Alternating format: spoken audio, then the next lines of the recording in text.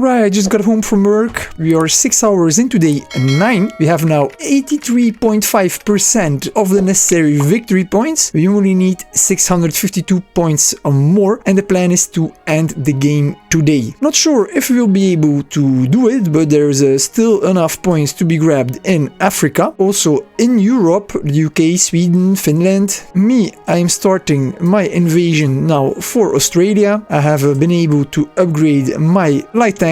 Unfortunately, the bug is back, the upgrading bug. As soon as I've set the march of my upgrading units to their next target, the upgrade stopped and I've lost my resources. That's really not cool, man. So I had to use gold, unfortunately, to launch the upgrade again. Lost about 3 hours due to that. I wanted to make landfall with my units before I went to bed. I still have 5 hours to go. Now this is friendly terrain. Maybe it will be faster. 5:11. I want to cover the landing of my units because soon I'm not gonna be able anymore to secure these units with my naval bombers. I'm actually gonna add a target here and add another target like this. Then my units, they're gonna be escorted.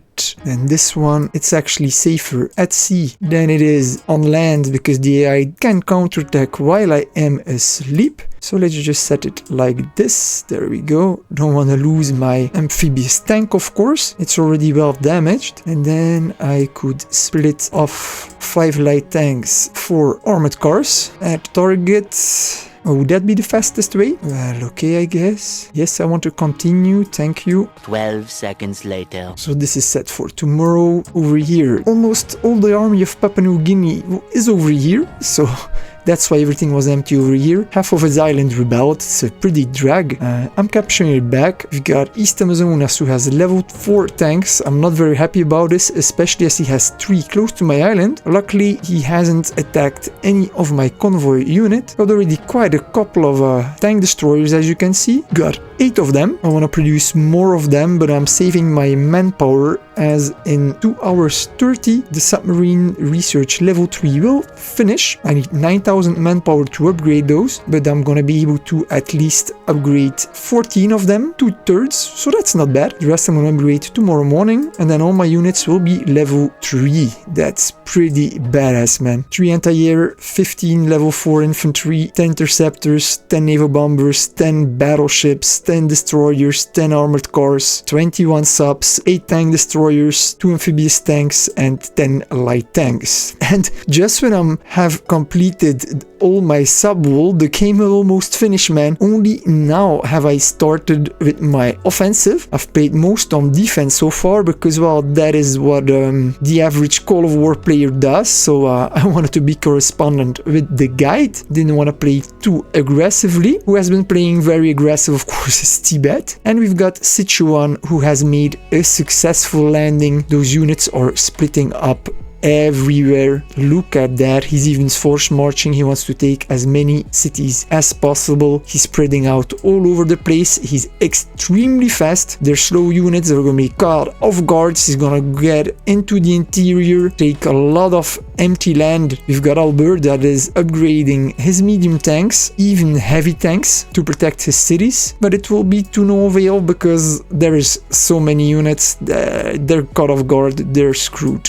That's how it is. They're gonna grab a lot of points. Let's end this game. I had a reveal again on them, so that's always good. Doesn't happen a lot that spies are so effective. More units are moving to Maranhão. He might get backstabbed, but then again, he has been giving us a bit of a heads up sometimes. So East Amazonas is sending 9 amphibious tanks to Africa. Tactical bombers are on the way, I hope.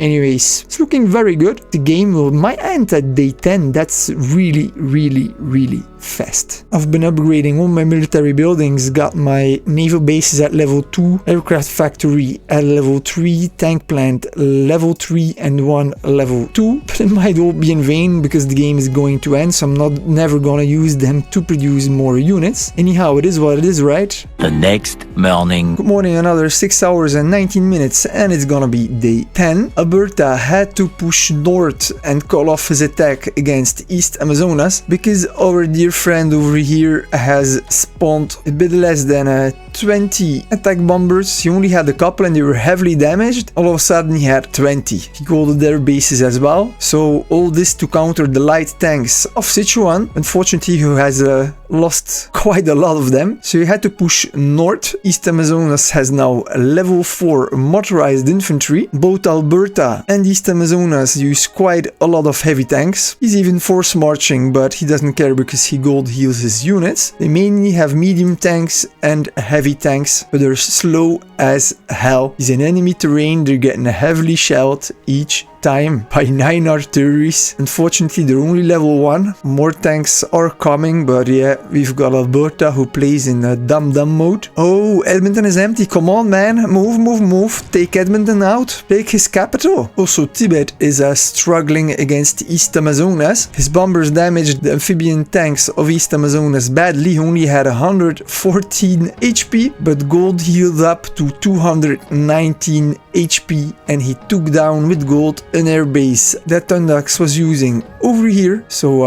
his tactical bombers are down, and I think he's asleep now, so that's a problem. He has a lot of airmen, but still that wasn't enough to stop our friend. He has his planes on the ground. This is a huge problem. If these amphibian tanks show up again, he's gonna get locked in melee combat. Freaking hell, man. I'm doing pretty great as well. These units are so fast. It's crazy. They deal a lot of damage. There was a stack of 10 units right here. Beam. It was gone in a blink of an eye. Didn't even waste a second. Also, this is gonna be over very, very fast. Let's force march so I don't get attacked another time. Perfect. He had 40 more seconds to go. Bam!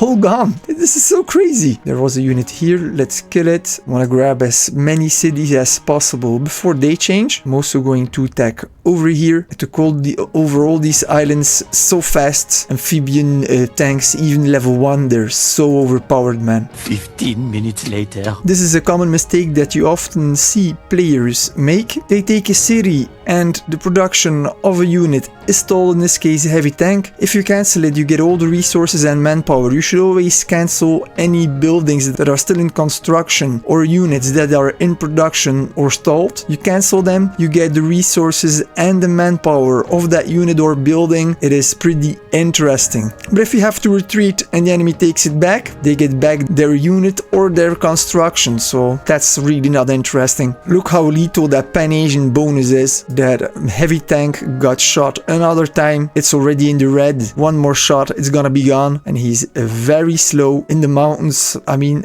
why would you take heavy tanks in the mountains in the first place? A heavy tank only moves at 34 speed. In enemy territory, you only move at 50%. So that's 17 an hour. But he's in the mountains where he gets an additional 50% reduction. So he moves at 8.5. 8.5, man. Are you serious? Freaking hell, man. Come on. 3 hours later. Another common mistake that is often made by beginners is that they behave like architects. We've got Alberta here who has built a barracks, an ordnance foundry, a level 2 tank plant, and an aircraft factory. However, you can only produce one unit type at a time. That means if you produce a tank, then your barracks, ordnance foundry, and aircraft factory are idle. You've wasted resources to build these buildings if you don't use them. Some players prefer this because it gives them a choice. Same here. Barracks, ordnance foundry, tank plant, aircraft factory. Same over here. The aircraft factory has been taken out because a heavy tank is in production. Why would you build 4 times the same building in each city? It's so stupid. You can only produce one unit at the same time. So in Lethbridge, he could build a barracks in Calgary, an air factory in Edmonton, a tank plant.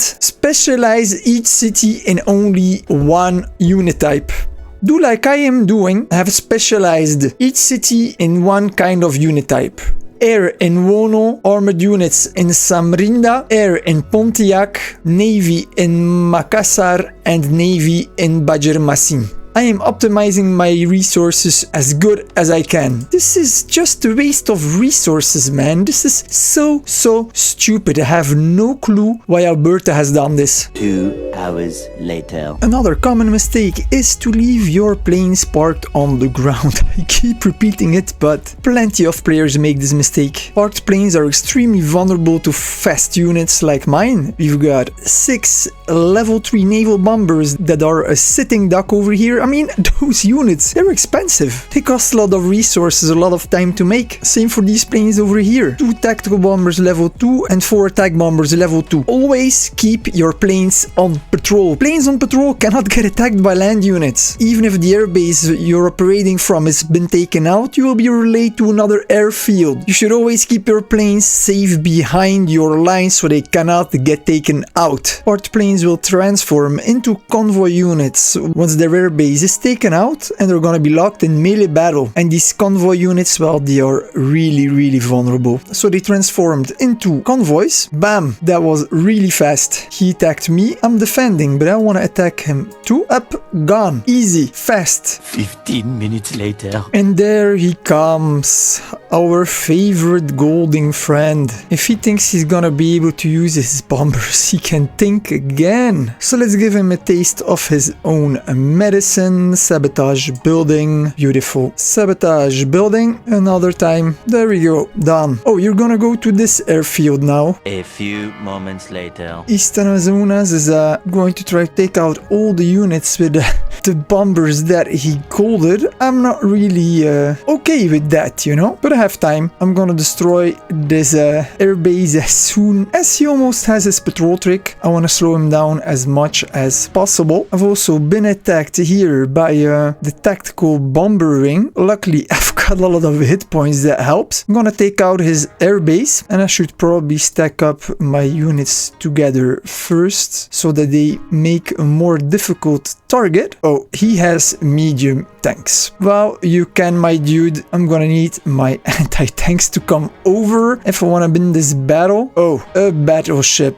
Well, that's hardly a surprise, but I should win this fairly easily and fast, and then move out of range, I guess. That should do. I've put spies here in New Zealand. 5 spies on military sabotage. I'm gonna take down that airbase, and with a bit of luck it's also gonna reveal his units. And then these tactical bombers, they're gonna be out of service for a while, which will help me to lock also these bombers into melee combat. I've taken out most of his cities. He's now garrisoning them. As he saw I only have light armored units, I think it's safe to assume that he's gonna produce more medium tanks. Oh, I've got a supply drop here. That's always cool. Well, let's go from here to here then, I guess. I hope you have enjoyed this video. Please subscribe and hit that bell button for notifications. And I want to say a warm thank you to my members and elite members for supporting this channel.